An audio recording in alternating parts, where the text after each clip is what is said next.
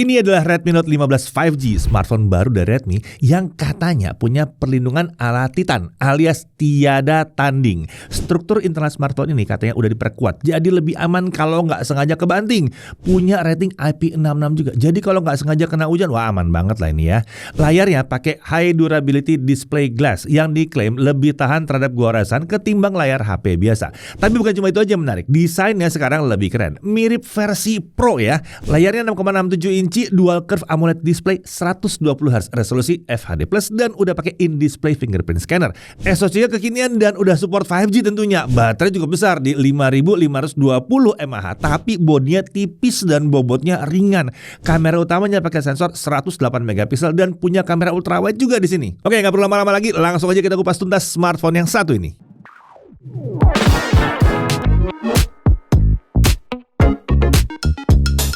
Ya, Redmi Note 15 series akhirnya hadir resmi ke Indonesia. Sama seperti tahun-tahun sebelumnya, seri ini terbagi jadi versi Pro dan ada juga versi klasiknya. Versi Pro terbagi jadi Pro 5G dan Pro Plus 5G. Sementara untuk yang klasik itu terbagi jadi 4G dan versi 5G. Nah, yang kita bahas ini adalah versi klasik yang 5G-nya. Dan kali ini mereka hadir dengan senjata baru, Redmi Titan Durability. Untuk semua smartphone di seri ini ya, harusnya ini jadi tanda kalau HP ini punya durabilitas yang sangat tinggi. Tapi apakah cuma itu yang jadi andalannya? Langsung aja kita bahas mulai dari paket penjualannya. Tentunya dalamnya ada unit Redmi Note 15 5G, lalu ada screen protector yang langsung terpasang di layar. Dan ini apa?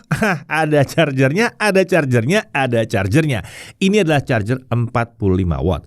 Lalu ada kabel USB-C, ada case, ada SIM tray ejector, dan tentunya dokumen penjualan. Jadi ini cukup lengkap ya paket penjualannya ya. Nah, berbeda dengan generasi sebelumnya di mana versi klasik dan versi Pro itu pakai gaya desain yang berbeda.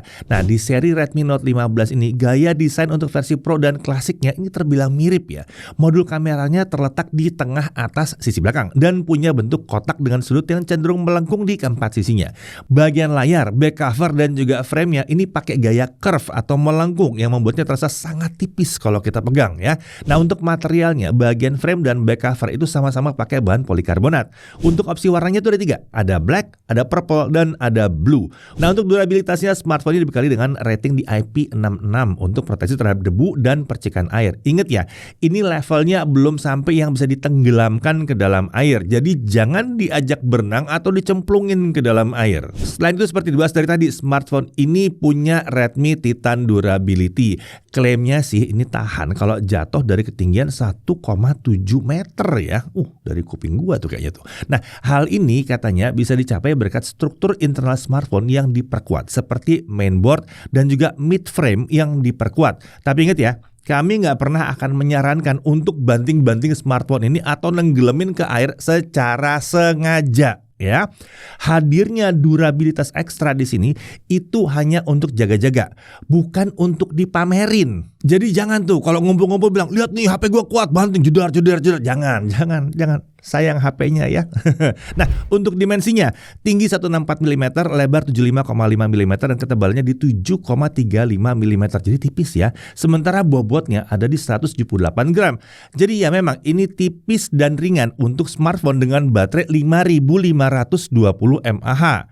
Oke, kita sekarang sisi kanannya ada tombol power dan tombol volume up and down. Di sisi atas ada mikrofon, infrared blaster, dan grill speaker. Di kiri kosong. Di bawah ada SIM tray. Ini dual nano SIM hybrid ya.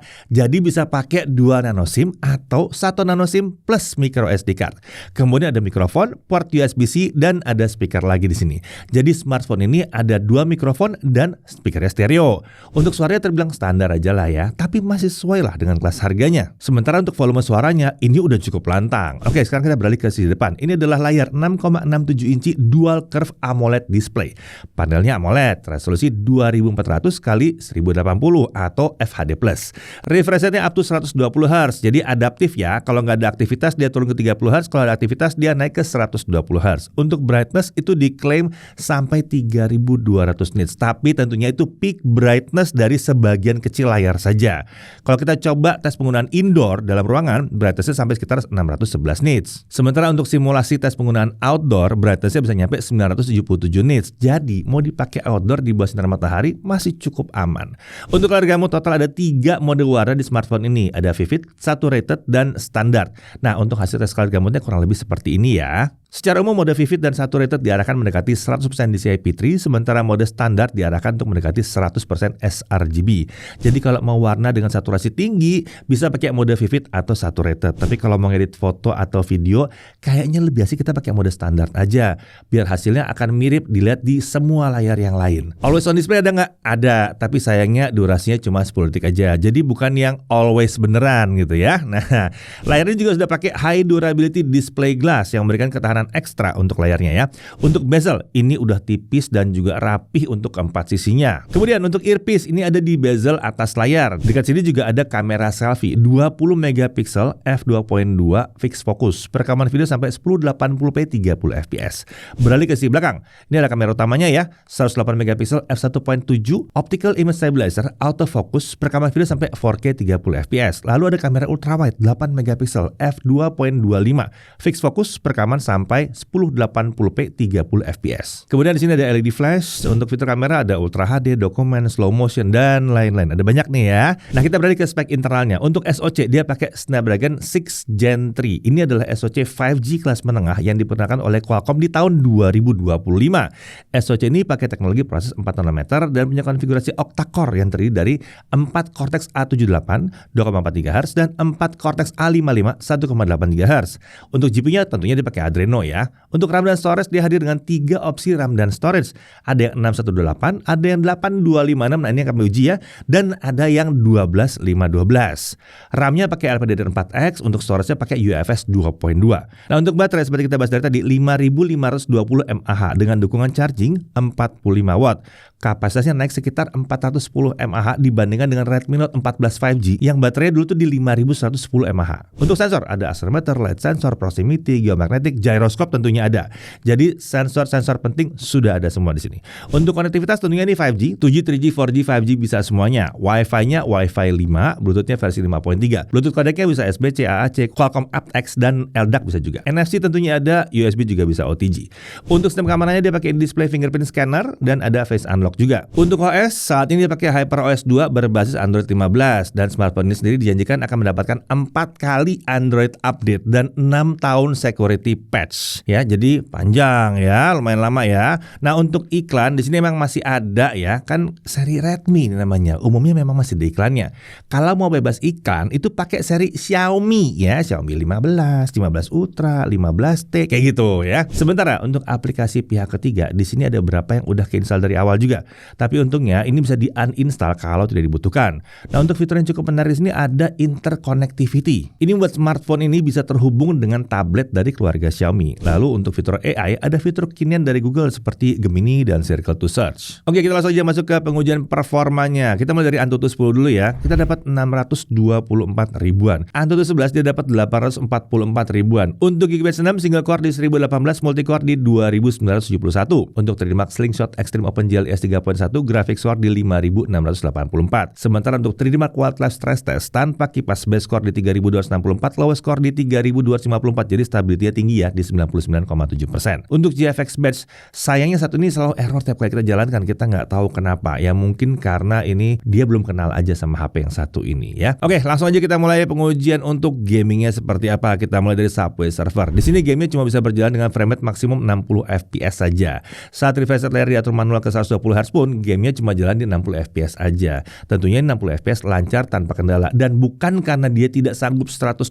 secara performa ya, tapi ini ketahan aja ya, settingannya aja ketahan di sini. Oke, kita lanjut untuk PUBG Mobile. Untuk game satu ini setting frame-nya terbuka sampai ekstrim atau 60 fps juga. Saat dimainkan dengan setting smooth ekstrim, gamenya bisa jalan dengan mulus di dekat 60 fps ya, tanpa masalah. Untuk gyro aiming ini aman ya, kan sensor gyronya hardware ya, jadi nggak ada delay-delaynya. Lanjut untuk Mobile Legends. Setting frame rate terbuka sampai super atau 90 fps, tapi saat game dijalankan refresh rate langsung terkunci di 60 Hz. Diatur manual ke 120 Hz pun tetap terkunci di 60 Hz. Jadi frame rate-nya cuma bisa nyampe 60 fps aja. Tapi ini mulus lancar ya di 60 fps. Jadi mungkin kalau bukan untuk dimainkan kompetitif banget gitu ya, masih cukup oke lah ya. Dan semoga kedepannya ada perubahan ya. Karena ini harusnya bisa sih naik di atas 60 fps. Oke, lanjut untuk Wuthering Wave. Kita coba mainkan dengan setting grafis paling rendahnya, yaitu preset graphics di ultra performance tapi setting frame rate-nya di 60 fps. Di 5 menit pertama kita misalkan gamenya jalan dengan frame rate kisaran 45 sampai 50 fps. Setelah itu mulai fluktuatif naik turun di rentang 30 sampai 45 fps. Belum yang luar biasa nyaman untuk dimainkan kalau menurut kami ya. Tapi di kelas harga segini sepertinya memang belum banyak yang bisa main Wuthering Wave lancar di 60 fps. Jadi ini hitungannya masih wajar banget ya. Lanjut ke Genshin Impact. Nah, di sini kita mainkan di setting lowest 60 fps. Saat jalan-jalan dan ada battle, frame rate ada kisaran 30 sampai 35 fps.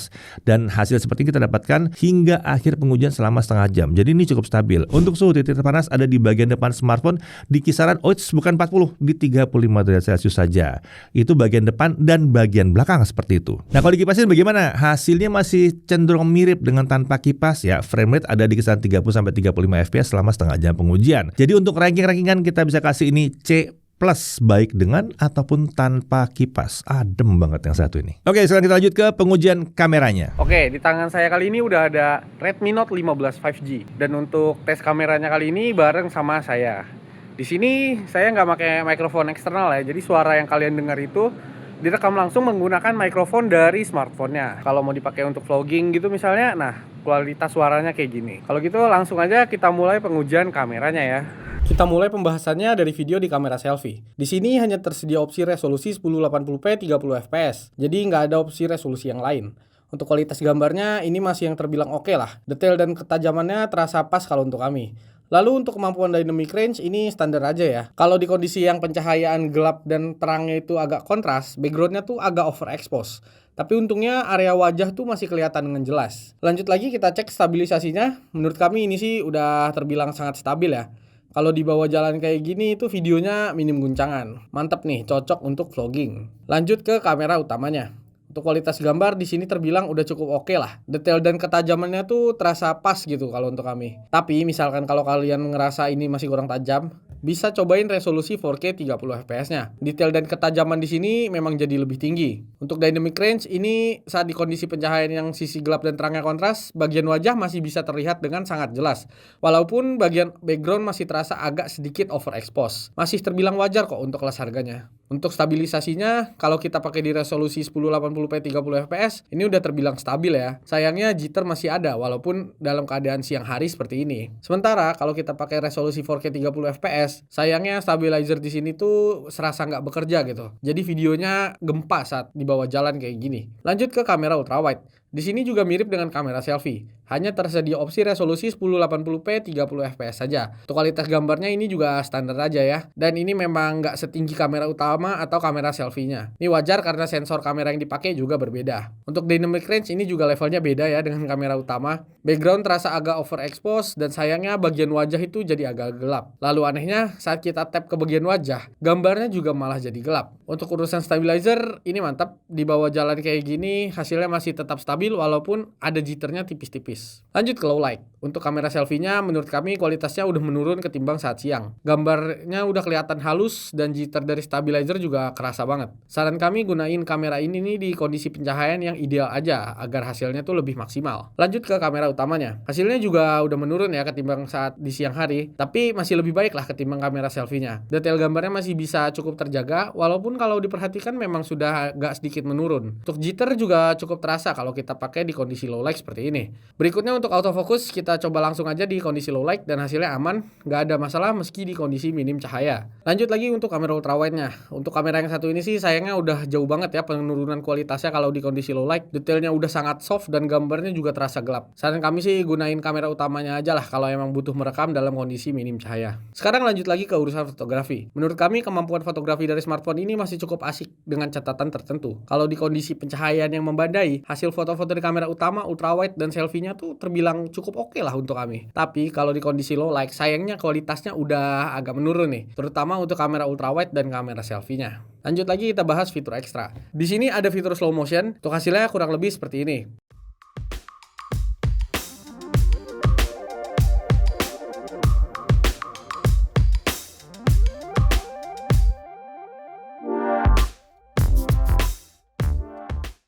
fitur berikutnya ada Pro Mode. Di sini untuk detail pengaturan ISO dan shutter speed, silahkan lihat tabel ini ya. Oke, itu dia pembahasan kamera dari Redmi Note 15 5G. Kedepannya kami berharap Redmi bisa ngasih beberapa perbaikan di kamera Redmi Note Classic series berikutnya. Contohnya seperti opsi perekaman 60 fps dan juga stabilisasi di resolusi 4K-nya. Overall, kemampuan dari kamera smartphone ini terbilang mencukupi dan masih sesuai lah dengan ekspektasi kami di kelas harganya. Sekian dulu pembahasan kamera kali ini, lanjut lagi ke pengujian berikutnya.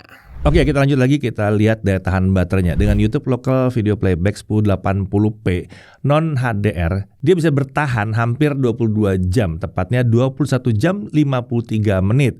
Ini sebetulnya agak sedikit di bawah harapan kami sih. Harapan kami itu dia bisa nyampe 24 jam untuk baterai yang 5520 mAh.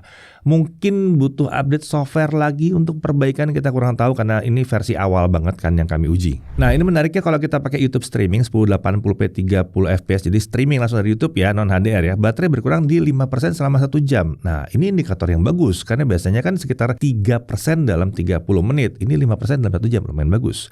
Untuk TikTok, baterai berkurang sekitar 7% dalam 1 jam. Ini juga bagus banget. Lanjut untuk Genshin Impact lowes 60 fps, baterai berkurang 6% selama setengah jam. Lagi-lagi hasil yang bagus ya. Nah, untuk charging kita pakai charger 45 watt yang dalam paket penjualannya, dan hasilnya adalah dari 0 sampai 50% butuh waktu 26 menit, sementara dari 0 sampai penuh butuh waktu 1 jam 4 menit. Ini adalah hasil yang sesuai harapan untuk smartphone dengan baterai 5520 mAh ya. Lalu kita lihat lagi untuk Netflix, ini udah wideband L1 yang artinya streaming sampai resolusi Full HD, dan untuk dukungan HDR sayangnya masih belum ada. Untuk YouTube streamingnya udah sampai 4K 60 fps tapi belum ada dukungan HDR. Streamingnya juga lancar di sini ya untuk 4K 60 ya, nggak ada masalah sama sekali. Untuk haptic feedback, by default haptic feedbacknya itu terasa kurang gitu kenceng ya. Untungnya kita bisa atur kekuatannya supaya lebih kencang lagi. Tapi secara umum getaran yang dihasilkan tuh masih belum yang halus-halus banget, jadi masih agak kasar dan sedikit panjang. Lanjut untuk Wi-Fi sharing, tentunya ada dan bisa diaktifkan lewat fitur hotspot saat sedang terhubung ke Wi-Fi. Oh ya, selain Redmi Note 15 versi 5G ini, ada juga Redmi Note 15 versi 4G ya. Desainnya mirip dengan versi 5G, dengan layarnya mirip juga di 6,67 inci dual curve AMOLED display. Kamera utamanya juga pakai sensor 108 megapiksel, mirip banget dengan versi 5G. Bedanya yang satu ini malah baterai lebih besar di 6000 mAh. IP ratingnya juga beda, yang satu ini bukan IP66 tapi IP64. SoC juga beda. Versi 4G itu pakai MediaTek Helio G100. Dukungan update software juga sama ya, 4 kali Android update dan 6 tahun security patch. Intinya sih ini bisa jadi opsi yang lebih terjangkau kalau kalian ingin punya smartphone dari Redmi Note 15 series. Oke, tentunya kalian mau tahu harganya. Redmi Note 15 5G dijual dengan harga kisaran untuk varian 6128 di 3.299.000. Untuk yang 8256 ini di 3.799.000. Sementara untuk yang 12512 ada di 4.599.000.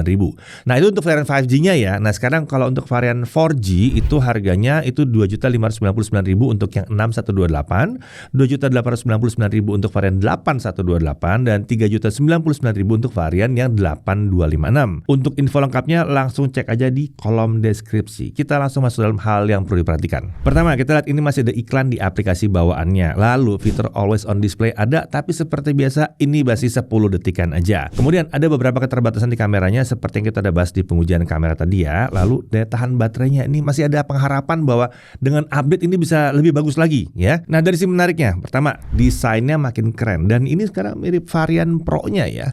Lalu dia tetap tipis dan ringan, ini yang gue suka banget nih ya.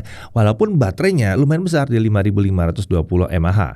Lalu dia punya Titan Durability dan rating IP66 untuk durabilitas. Layarnya AMOLED 120Hz, udah keren tampilannya, lengkap dengan in-display fingerprint scanner pula. Kamera ultrawide masih ada di sini, konektivitasnya 5G, masih ada slot untuk micro SD kalau dibutuhkan, sensor-sensor udah lengkap, update softwarenya ini juga panjangnya 4 kali Android update dan 6 tahun security update patch. Jadi jangan nanya bakal dapat Android yang berikutnya nggak, HyperOS yang berikutnya nggak, pasti dapat, kan 4 kali Android update ya.